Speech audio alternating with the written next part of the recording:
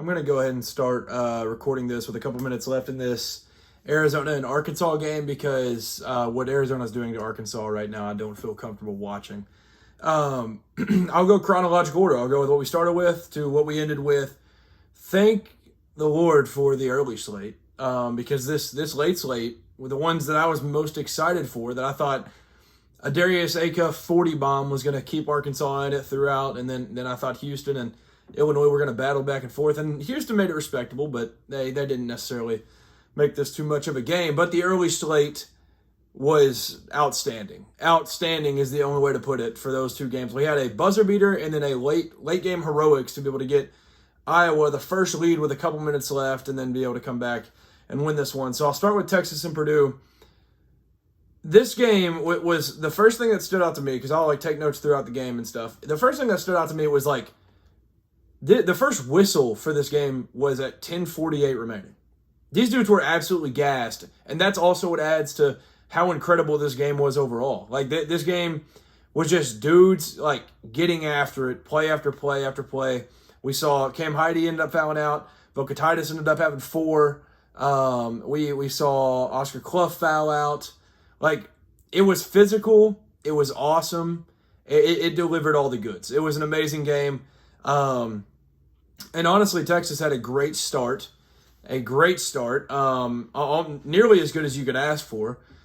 And then without him having to do all the crazy stuff, Turney Tremont, who I'm just calling him that now because him in the tournament has been unbelievable. Tremont Mark ended up balling out. And then halfway through it, I don't even remember when the injury was.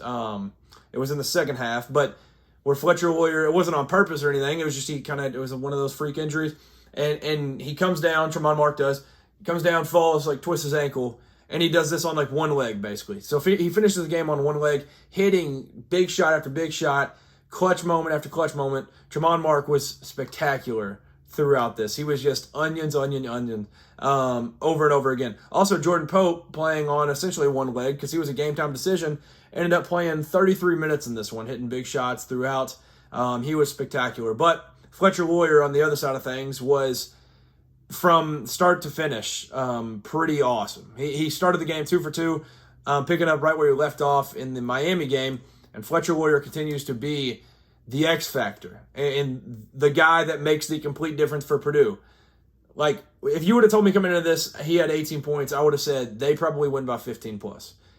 Credit to Texas on making this game a very, very competitive game, and that's also credit to some of the guys like Kendall Weaver, who had a clutch tip in to cut it to 1 late, playing with all-out effort. Coach Miller always has his guys going crazy in these games and playing with all this effort and stuff, and Purdue was able to match that. That's just the Matt Painter way. They're going to play fundamental, they're going to play with a ton of effort, and they're going to play smart, and that is exactly what you get throughout this entire game. And honestly, these Purdue bigs, with how well they played, with their next matchup, this game intrigues me a little bit more. Not saying that they didn't have a chance if their bigs didn't play well, but the way that they handled Vokatitis tonight, having Vokatitis score 9 and having to work for it, and only 2 rebounds for him, it made everything extremely difficult for him. Got him in foul trouble, all that stuff. But TKR, an incredible game. His 19th and 20th points ended up being the most important in the 79-77 victory for him, to be able to get across the finish line and win that game. 8 rebounds for him. Oscar Clough, 11 and 6. So they were both awesome throughout. And honestly, he had a big rebound late. And honestly, I don't even think it resulted in a bucket, but that's at the point of the game where your best friend and the most valuable thing that you have is time. And he ended up getting an offensive rebound that extended the possession. I think another shot went up, and like I said, I don't think it even went in. But it's the point of extending the possession. That's exactly why Oscar Clough is brought in, to add to this extraordinary team already. But then he's that type of dude to be able to get you over the hump, and he had some really good plays throughout too. So really a complete team effort. Exactly how Purdue plays. In 49 states, just team ball. This was exactly what you need. Exactly what you need. Obviously, you wish you could get some more off the bench, especially going into that next round where you're playing essentially an NBA team.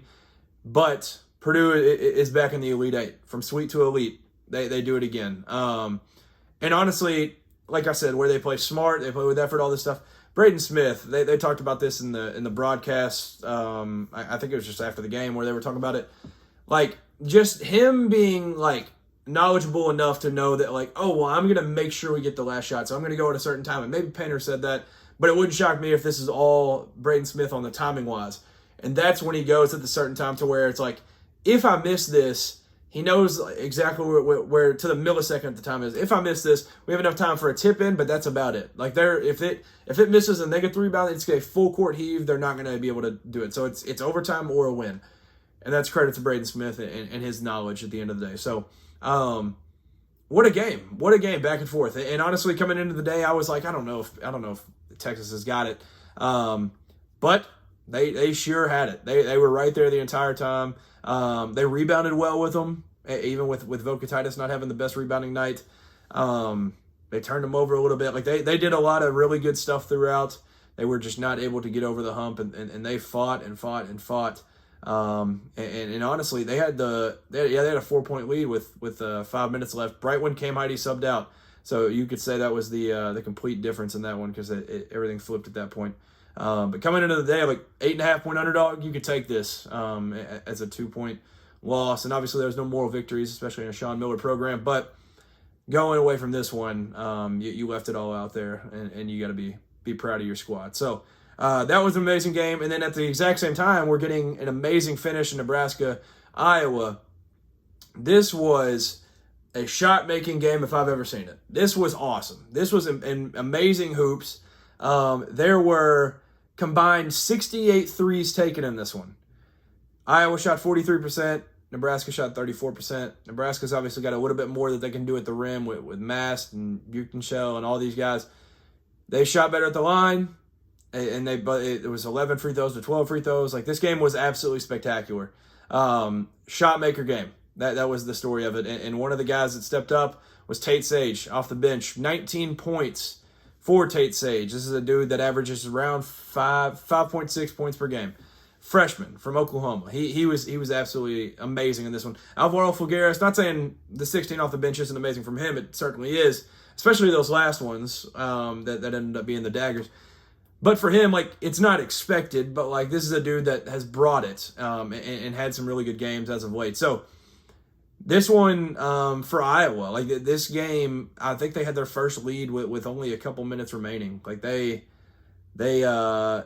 I think they took the lead, 68 to 65 off of Bennett Sturt's 3 with 2:10 left. That was their first lead of the game. They weathered the storm. There were numerous times that it looked like Nebraska was going to run away with this game. Nebraska led for 81% of this game, ended up leading by 10 at the most. Numerous times where it was like, oh no, like they're a shot away from absolutely blowing this thing open. And credit to both these fan bases for traveling super well. Like the Oklahoma City game against Vandy, that was a Nebraska home game. This one was a mix. It was basically whatever team had the vibes rolling. It felt like that fan base was getting loud. So, Tate Sage, back to him. Like he made huge impacts throughout. 8 rebounds, 3 assists. Like he was awesome. He also hit the huge 3 to end the half, which Kingston Fleming did later in the night, but they didn't result in the same way. Iowa turned that into some fuel, getting this game rolling, and that ended up fueling the thing. So Iowa ended the game on a 15-6 run. And on that dagger play, 4 Cornhuskers were on the court at that time. It was a free play, chuck it down to Fulgaris, and he ended up getting an and one, started sticking his tongue out, and it was crazy. It was awesome. Price Sanford, what a ball game. Still, he continues to be. I think it was Nick Bateman that put out, like, when do we start having the conversation that Price Sanford is the greatest shooter of all time? I think that conversation needs to happen now because this man does not miss. It feels like a miss is like historic for him, and it's unbelievable when he actually misses one. Braden Frager, the freshman from the city, goes out with 16 points, and it hit some big ones to be able to kind of fuel this early lead. Goes 5 for 8 from 3. Really excited to see what his future is in Lincoln. So they're just, there was a lot of shot making. There just wasn't enough late. They went on like a 5-minute drought. I want to find the screenshot that I saw because this, Nebraska fans, close your ears. At the 6:16 left in the game, Price Sanford made a three to take the lead against Iowa. The TBS broadcast showed Matt Rule in the crowd after that basket. Nebraska went on a 5-minute and 9-second scoring drought and got outscored 15-6 the rest of the game. Whew. That's not it's not ideal. Not saying Matt Rule has anything to do with it, but it's not a great vibe. This one was awesome though. It was like the exact opposite of what you would think when you think of these two logos. For me, at least, I think of like this game's going to be 3-3, and we're going to have 12 punts. This one was shot making, tough shots, deep shots, important shots, all the shots in the world, and it was awesome. Now I need to go into I guess you can call this the Glazing Ben McCollum segment, because what he's been able to do is incredible. It's the first Elite Eight in 39 years for Iowa, the last one being 1987. The starters of tonight's game were from their first school where they started: Wyoming, Iowa, which is Koch, Northwest Missouri State, Northwest Florida State, and Wyoming. Like who's doing it with who's doing this with this roster? I don't understand how this man, like, now I know it's a prisoner of the moment take, but I texted one of my boys and I said, why is he not the best coach in the country? Like, all he does is win. It's literally all he does. If you go through his track record, there's like 4 national championships, I think, at D2. And then he goes up to D1 and then gets an upset last year in the first round. And then they end up losing around in 32. But that's at Drake. And then he takes a step up to Iowa. And then in his first year, goes to the Elite Eight. Like, what is happening? And I tweeted out that North Carolina better call Ben McCollum before it's too late. But he's also an Iowa City guy, so I don't know if he would ever leave. In Iowa, you've got your man for centuries. Like, this dude's not old at all. I don't know his exact age off the top of my head. But he's only, 44. I mean, come on. Iowa City born and raised, and now he's on a historic run. Unbelievable. Absolutely unbelievable. Jeff Goodman put out this: Bennett Sturts is Cinderella. 2 D2 offers out of high school. Goes to Northwest Missouri State. Follows coach to Drake. Leads Bulldogs to NCAA tourney. Coach goes to Iowa. Doesn't go to the NBA draft. Instead takes millions less to follow McCollum to Iowa. Leads Hawkeyes to Elite Eight. Unbelievable. Unbelievable. And then even in the postgame, he's the most like chill, relaxed dude ever. Like he talked about how coach would, like, he slammed the board on the ground or whatever. Ink goes everywhere. All the other coaches are trying to calm you down, and he's the one that's fired up and all this stuff. He was saying how they were soft and they were just like everything that they were doing was not okay. And he's just telling that story, and there's just it's like it's the most normal thing in the world. Like, he has no idea the impact that he's having on the country right now, I don't think. And I am an absolute fan. I've been a fan, I mean, since last year with Drake. I'm not going to lie and say I knew him at Northwest Missouri State, but this kid right here, Bennett Sturts, is just unbelievable. Second to none, I think, when it comes to guards in America. Like, when you're talking about, like, who you really want on your team, why not Bennett Sturts? Why is he not? I know there's the Darius Acuffs of the world and the Braden Smiths of the world and the Jeremy Fears of the world. All of those guys are incredible, and I could hear arguments, and I could maybe talk myself into one of those guys being above him, but why is Bennett Sturts not in that conversation more often? Because this dude's been unbelievable. Has 1 turnover so far in this run, where they've played 3 games now, won all 3, and he's played every single minute in all of them. This dude's unbelievable. Like I saw somebody put out a post that said he's Iron Man. Essentially, yeah. Like, it's crazy. Iowa moves on, and they are in the Elite Eight, man. Who would have thought? Who would have thought? Ben McCollum, man. Hat tip. Round of applause. I mean, there's nothing you can say at this point. They've been unbelievable. 77-71 victory, and unbelievable. And they get a massive matchup. Another Big Ten matchup with Illinois, so they'll go back-to-back Big Ten games. And they've now beaten the Florida's, whatever you want to call the super strong man, because he ended up repping a Nebraska shirt tonight, or Nebraska jersey tonight, to be able to kind of hate watch, and then he ends up falling again to them. But this is another game where the underdog ended up winning, and this one was kind of a coin toss, so it wasn't like it was the craziest thing in the world. But it was pretty wild. This finish was crazy, and I really do feel for Nebraska, because they just could not quite get it going late in this one. And obviously you're going to really miss some of these dudes that graduate for them. And Nebraska ball has been a fun story to follow all year. They were the talk of the town while they were on their undefeated run, and then they dropped the game to Michigan when Michigan looks absolutely unbeatable at times, and then that's without Rink Mass, and they still go in and nearly win it. Like this was quite the season, and it was a ton of fun to follow. So thank you all for a ton of fun this year as a college basketball fan. These last two games are tough to talk about. I guess I'll go by which one ended first. Houston, Illinois technically ended. This one was the better game of the two. Houston honestly dictated the flow of this game early, but it was because Illinois was able to match it. Like, if that makes sense. Like, this game, I think if it's up to Illinois, if you're going into this game and you're like, all right, Illinois, how do you want to play this? And they would say, I would imagine they would say, we want to track meet. We want to go score 90, and we'll beat you in that game because that's what we know. We've got all the best scores in the country. We've got all this length. We can meet you at the rim a little bit. We'll stop you when we need to, but we want to outscore you.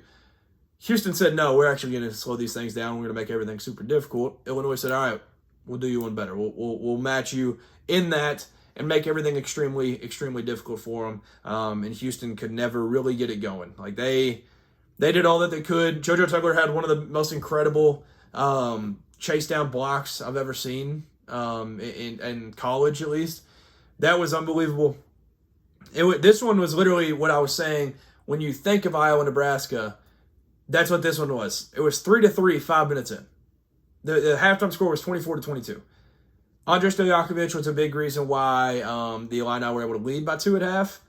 And he ended up, continuing this throughout, and ended up with 13. He did a lot of good things. It was really like the ones that I consider their big three when I think of this team.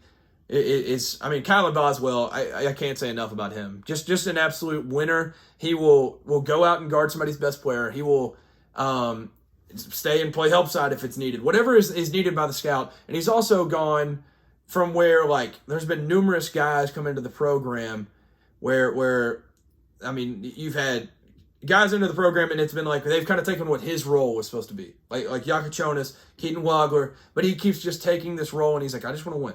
I'm just trying to win basketball games. And he continues to do things to help that and fuel that. But Andres Stojakovic gets going early. Keaton Wagler gets going a little bit late. He did a lot of good things throughout. And then Mirkovic did a lot of amazing things through this game. So, like, that's the three that you really need. And then I think a lot of these guys can fuel these other things. I've still never fully grasped how to say his name. Ben Humrishow. I've heard it different ways. I need to sit down and just like lock in and fully get it. But this dude right here, like, after last year, I would say last year didn't necessarily go exactly how he had thought, if I had to guess. I was thinking when he was coming from Evansville, he was going to be even a bigger role, and he would be... The reason that I thought he would be even a bigger role was, like, I think it was John Fanta that said, like, this is my Dalton Connect of this year. Like taking that extra leap, but he's going to get the shots off, and he's going to be that type of dude. He wasn't necessarily that this year. Or last year. He could have left, but no, he decided to buy in and stick with this program, even though they had all these dudes coming in over him. And obviously, looking back, you probably don't think like, oh yeah, this dude from Shawnee, Kansas, that's 150th in the country, is going to come take these minutes. But he ended up being the best player nonetheless. But he's in the 8-man rotation, and he plays very, very crucial minutes, and he hit the huge 3 in the second half of this one. It's awesome to see guys like that succeed. It is absolutely awesome. And their defensive intensity was just incredible throughout. Like, they turned Houston over 5 times. It felt like more than that.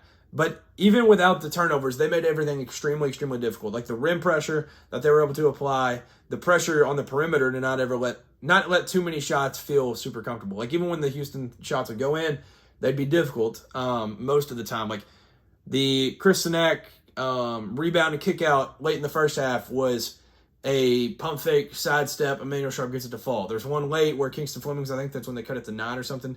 He, gives it up. That guy, whoever it was at that point, jumps in the air to go shoot one and then, kicks it back. And then he goes and shoots one, or he pump fakes one to get somebody to go by. And then he has to shoot another one with a hand, right in his face still. They made everything extremely difficult for Houston. everything. Like Houston scored 55 points, and this is not the Houston of old where there's no offense at all. This is a Houston team that can score it and score it well, and they had them go 34% from the field. And they did it without fouling. That's the crazy part. I mean, they shot 2 free throws. 2 free throws all night. Unbelievable. 28% from 3. And they, on the other side of things, ended up shooting 43% from the field, 39% from 3. And obviously, free throws, that could be fixed. 57% is not going to be ideal going forward in these crucial games. But literally controlled this game from start to finish. Never let up. It felt like over and over and over, you'd look and like, Houston, here comes Houston. Like, we've seen Houston in these spots before. And they just never took the foot off the gas. They continued and continued and continued. Rebounded it well, made everything difficult on them, and they got out of there with a win, and it was awesome. So, obviously, Houston, it's tough. You know, Milos Uzan, he'll be gone. I believe JoJo Tugler is a junior, so he'll be back. But Emmanuel Sharp, I mean, these dudes, like, they're part of what Houston is, and Kingston Flemings will be gone. I imagine Chris Sinak will be back. I'm not necessarily the most, well-versed guy when it comes to the NBA draft, but I'd imagine he'll be back. So, like, you'll have a core back, but, like, these dudes that are Houston basketball to me, where I've continued to become obsessed with this program, these dudes are, I mean, Milos Uzan's a transfer in, but Emmanuel Sharp, like, he comes to mind where it's like, well, dang. Like, I've now watched my last game of Emmanuel Sharp Houston basketball. That's really tough. I mean, he went out swinging. It just they couldn't get enough to fall, and he did his best. But sadly, that will do it for him. But on the bright side, the Illini still dancing. Will match up with Iowa in the Elite Eight because that's exactly what everybody had on their bracket. The Illini. I mean, I didn't think they could do it because I thought that there wouldn't be enough defense to be able to compete with Houston and be able to stop them enough, and I was completely wrong. I'm a man of integrity. Hand up, I said Houston will win this game. Very, very impressive by the Illini. Arizona versus Arkansas. There's not a whole lot to say about this one other than, like, the thing that's plagued Arkansas season all year is exactly how it ended, and they can't stop a nosebleed, can't stop a parked car. They couldn't do anything the entire night. Like, Darius Acuff was awesome throughout. I thought he did a ton of good things. They made stuff difficult on him still, but he's such a good player. He was able to figure it out, which he's another dude that thank you for your college career. It was a ton of fun to watch. But I believe they're coming into today, they were 53rd on KenPom in defense. And that was honestly, it felt like a little high. Their defense was not good. Not good all year. And that's the reason this one ended. 109-88. 109 points in a college basketball game. I think they said it was like the 4th, maybe 5th time in Arizona's like storied history that they've scored 100+ in an NCAA tournament game. And I would imagine those, I don't know, I could be completely wrong. I'd imagine like 2 of those is probably just against a really terrible team that they were just hitting well and they won by 60. This is the Sweet 16, 109-88. There was part of me going into this where I was like, well, Arizona's going to dominate for many different reasons, but Arkansas is Darius Acuff. And I would counter everything with it, and I'd say, like, well, Arkansas is Darius Acuff. Arizona doesn't have Darius Acuff. They don't have Darius Acuff. How are they supposed to? So then I kept talking myself into circles in this one. But then one of my final thoughts was like, man, maybe Arkansas, like, genuinely did get kind of a gift of a Sweet 16. Like, if you look at it, they were double-digit favorites in both of those games, which I know with John Calipari's history, it's not necessarily like a layup and it's a guaranteed win, but 2 double-digit favorites in these games where they play Hawaii and then they play High Point and they throttle Hawaii. That was never close. But then they survive against High Point. Like, if Chase Johnston knocked down one of those threes, then maybe this is a different story and High Point plays in this game. So then there was part of me that was like, well, maybe Arizona just like throttles them because like they're actually not that good. They have an offense that could go with anybody. I truly believe that. But that defense was so poor that they could not get a single stop. Braden Berry has led the Wildcats in scoring, and he was spectacular throughout. He started the game scoring and ended it and went throughout doing it. And I mean, literally, you can point at every single player for Arizona and say that, I mean, every guy that played like real minutes, they ended up checking in some guys late, but every guy that played real minutes, I guess you could say other than Aristode, the 7 that play had an amazing game. for different reasons. Del Orso goes 2 for 2 from 3. He was awesome. Toby Awaka checked in, and it looked like Arkansas had no idea he was on Arizona. He just dominated for every second he was in there. It was unbelievable. 14-7 for him. Jaden Bradley, 14, 4, and 5. Braden Berry, as I mentioned, 23, 5 rebounds and 2 assists. Mo Krivas, 14 and 5 with 2 assists. Kola Pete, 21 points, 3 rebounds, 2 assists. Ivan Karchenkov, 15 points, 3 rebounds, 5 assists. They just, like, everybody played well. That's like not even like, dang, one dude got hot. Like, one dude got hot and we don't have a great defense, all this stuff. Like, it's crazy. And the thing about this team is, like, they were up 19 and Kola Pete's trying to take charges. They don't stop playing until the final whistle. And that's why you end up having to sub some of them out late because that was just, I mean, yeah, it was bad. But field goal percentage, 64% for Arizona. So not only were they playing with effort and everything, shots were falling because they kept getting open look after open look after open look. 63% from 3. Obviously, that's on short numbers. They shoot efficiently. They pulled up the graphic on there. They shoot it pretty efficiently because they don't shoot them. Like they shot 8 threes.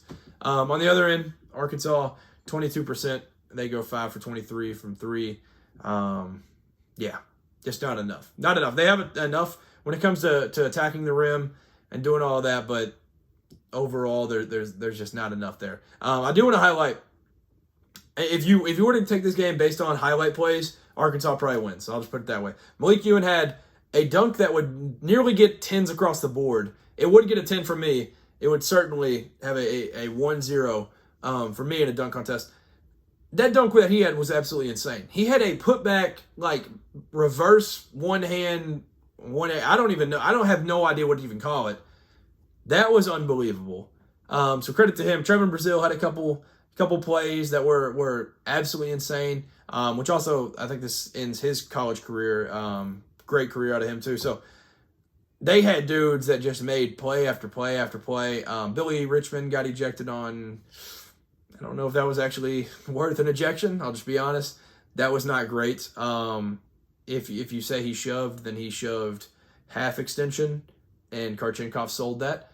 That can be a discussed thing at a later date. But every time that Arkansas had a chance, similar to what I was saying with Houston and Illinois, every time Arkansas had a chance, here comes Zona, and they'd hit a 3, and it would be Arkansas would hit a 3 and then cut it to like 17, and then Arizona would go down and just get like an N1 or a 3 or something. Like it would just be absolutely insane. And that was essentially the story of it. Like it was just they could never really get over the hump. It felt like they started out the game down 10-0 and never could quite get it to single digits. Like they trailed. I mean, I don't even know what it was at halftime. It was like 50 something.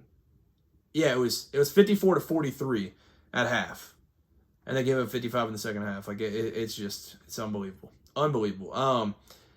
But you know, going into next year, maybe that's a thing that Cal and his staff prioritize in the portal, and they go get guys that can lock somebody down because they're going to need it. They have the length.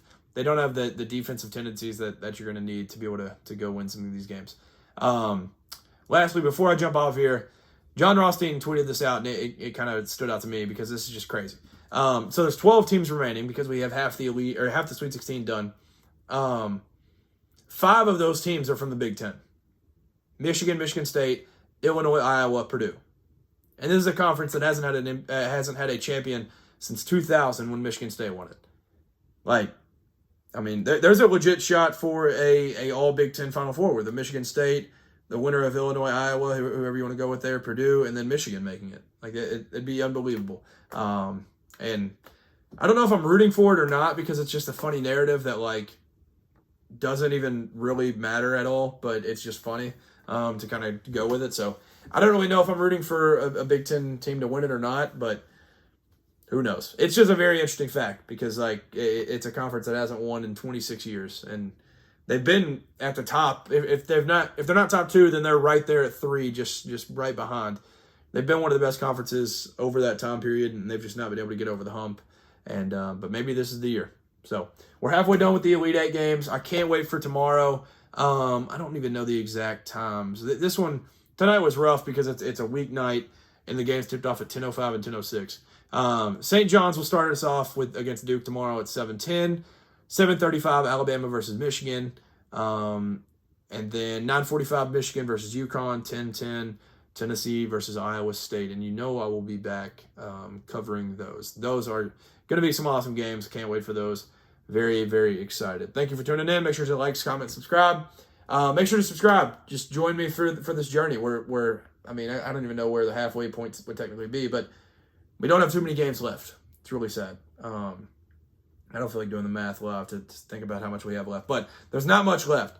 Join me for this to talk about all these games. Make sure to comment on any of your thoughts about these games, anything that happened, or if you're a fan of one of these teams and your season's done, leave some comments about how your year went and all of that. I appreciate you tuning in. Peace.